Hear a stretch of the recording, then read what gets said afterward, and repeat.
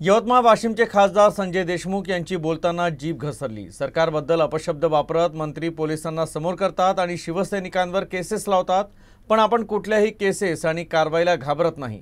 चांगल्या मार्गाने मंत्र्याला शेतकऱ्यांनी आणि शिवसैनिकांनी निवेदन दिलं। त्यांच्या हातात केवळ सोयाबीन आणि पराठीचं झाड होतं। त्यांना काय मंत्री जखमी होणार होते असाही प्रश्न त्यांनी उपस्थित केला।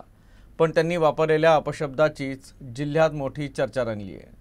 जय जवान जय किसान, हिंदू हृदय सम्राट बाळासाहेब ठाकरे यांचा जो आमच्या सर्व शिवसैनिकांमध्ये जो काही उद्रेक या ठिकाणी पाहायला मिळाला, त्याला खरं कारणीभूत या ठिकाणी कोणी असेल तर या ठिकाणचं पोलीस प्रशासन या ठिकाणी आहे। एका चांगल्या मार्गाने या ठिकाणी मंत्र्याला निवेदन देण्यासाठी आणि शेतकऱ्याच्या व्यथा मांडण्यासाठी त्या ठिकाणी आमचे शिवसेनेचे पदाधिकारी त्या ठिकाणी मंत्र्याला भेटण्यासाठी आले होते। त्यांच्या हातात काय होतं तर सोयाबीन होतं आणि पराठ्या होत्या।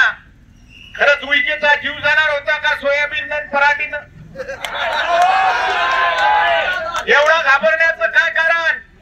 आणि पोलीस प्रशासन ज्या पद्धतीनं हे जे सरकार आहे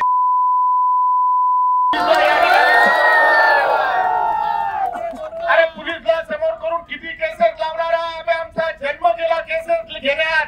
तुमच्या या 2-4 केसेस आमचं काही हलकं भारी होणार नाही।